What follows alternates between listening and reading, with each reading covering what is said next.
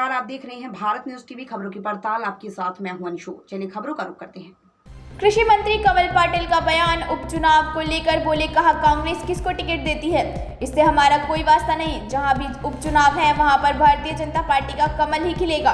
कांग्रेस कितना ही जोर लगा ले, मूंग और दलहन की फसल को बढ़ावा देने केंद्र सरकार के साथ राज्य सरकार भी मदद कर रही है ताकि किसानों की आय दोगुनी हो।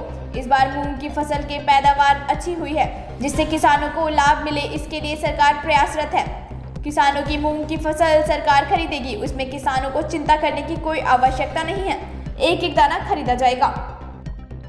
और आरआर है, इस अच्छी फसल होने की उम्मीद है और इसलिए ये वर्ष किसानों का वर्ष रहेगा और सरकार पूरी तरह किसानों के साथ है। प्रधानमंत्री नरेंद्र मोदी जी का जो संकल्प है किसान की आय दोगुना करना है 2022 तक, तो मध्य प्रदेश देश का पहला राज्य है जिसने किसान की आय दोगुना करने में सफलता प्राप्त की है।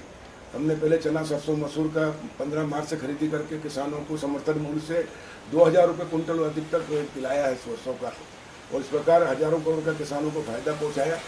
अभी भी गर्मी की ग्रीष्मकालीन मूंग की फसल भी हम समर्थन मूल्य पर खरीद रहे हैं। अभी क्योंकि बारिश का मौसम था तो एक सप्ताह तक थोड़ा उसमें व्यवधान आया, लेकिन अब पुनः हम तेज गति से पूरी मूंग की फसल खरीदेंगे। किसानों को किसी प्रकार की चिंता करने की जरूरत नहीं है।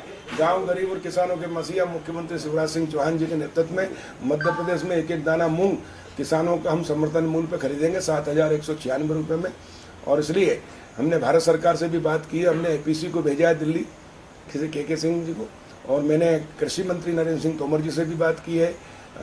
हमारे भारत सरकार के अतिरिक्त सचिव विवेक अग्रवाल जी से बात की है और उन्होंने आश्वासन दिया कि जो 1,34,200 मेट्रिक टन पहले उन्होंने अनुमति दी थी उसको बढ़ाकर हमने और मांग की है कि 3 लाख मेट्रिक टन किया जाए और बाकी मध्य प्रदेश की सरकार खरीदेगी।